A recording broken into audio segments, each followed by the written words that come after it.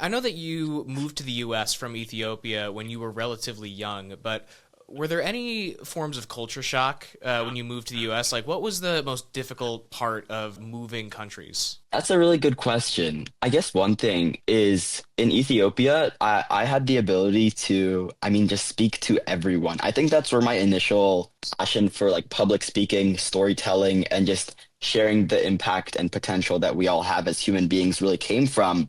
But then when I moved to America, of course that still existed, but it was definitely a lot more structured. I couldn't just talk to a stranger for hours on end.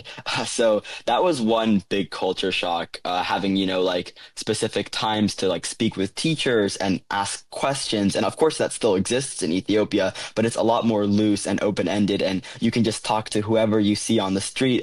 If you're interested in what they're doing, you can ask them about it and learn as much as you want. And there is a lot more structure in the United States, but I think that that kind of led to a transition from like loving speaking to others and having that love and passion for public speaking, which still exists, but then also developing like a more structured form of learning as well, with like reading and research papers and looking really deep into like different types of literature and open access resources. And so I think that having the ability to get a little bit of both worlds was super instrumental in that just early stage development for sure.